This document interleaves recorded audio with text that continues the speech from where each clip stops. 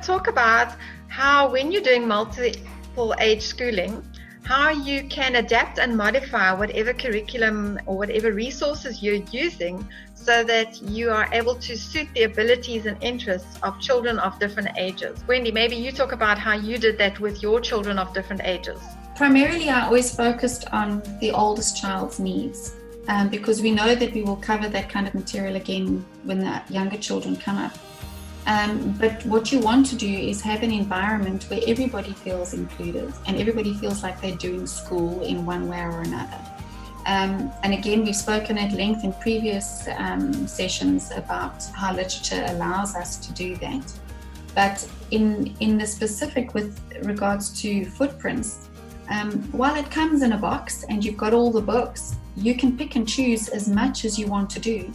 And you can go down extensive rabbit trails. We've had lots of families report back about what they've done. In particular, the one book is based on a story about an eagle. And the one family spent ages studying all sorts of different birds of prey in South Africa. And the son eventually started to volunteer at the rescue center in KZN for birds of prey, and that desire has continued to grow in him, and he's looking at a career as an ornithologist. We've had other parents who have gone down rabbit trails because their children have been interested in rivers and otters and frogs and all that sort of thing around the wetlands. And what that allows is that when we are out experiencing nature, when we are sitting reading storybooks, everybody's included at the level that they are able to take in.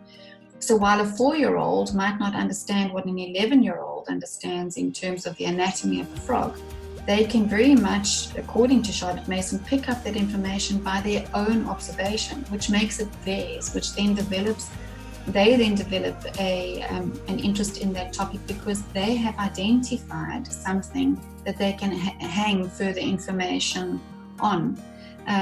So what we did was very simply we read and we experienced together.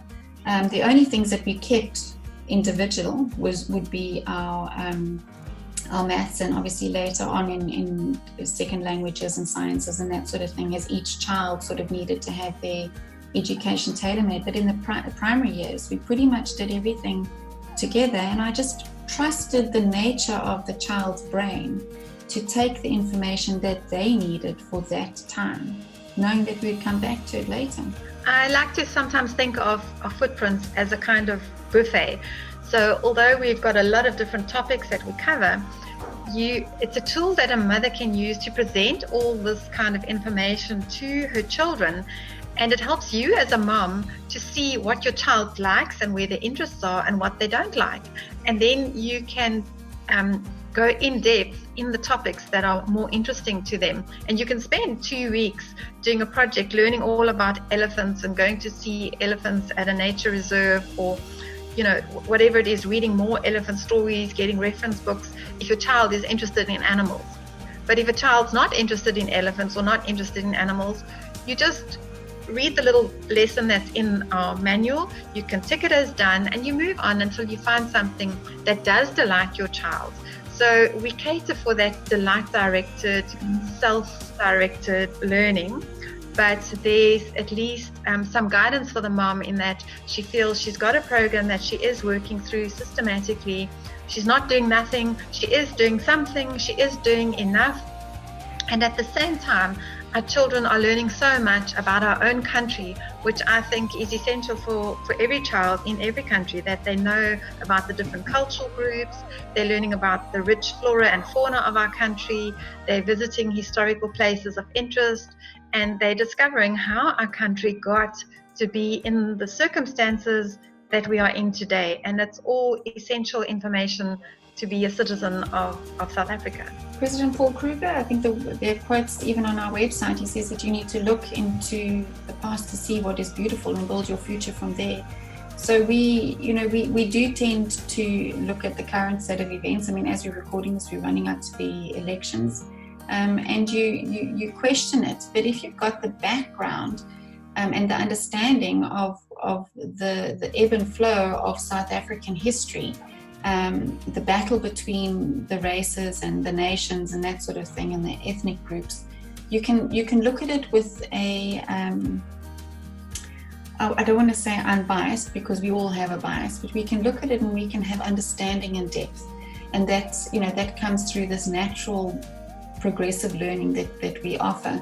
While we obviously literature rich, we also have the hands-on, which is great fun. I mean, I remember trying to make butter out of cream the one time, and we didn't put the lid on the what do you call it, Tupperware thing that we used to shake. Yeah. And we had that all over the kitchen, this cream that didn't happen. And my kids still remember those disasters, and you remember the experiments that didn't work, and you remember the experiments that did. And everybody's involved in it, and everybody can still giggle about those situations years and years later. As versus, and I think it's good to look at the antithesis, is that as versus everybody's sitting in their own bedrooms, isolated from one another, working through textbooks, working through this grade by grade progression, mom running from one to the next. I just think that the whole approach, if we look at this as something that we're doing as a family, as versus just, an education, but this is a journey that we're on as a family, there is something that changes in the nature of how we present information. So then our schooling doesn't become only about when we're reading footprints books, or when we are working through the journal, or when we're on our homeschool outing. Education becomes all of living, whether you are helping in the kitchen making supper and talking over good dietary guidelines, or whether it is when you are going out to an event, whatever that would be. You have this, because the family is connected in the knowledge base. You have this huge amount of things that you can continually talk about as a family.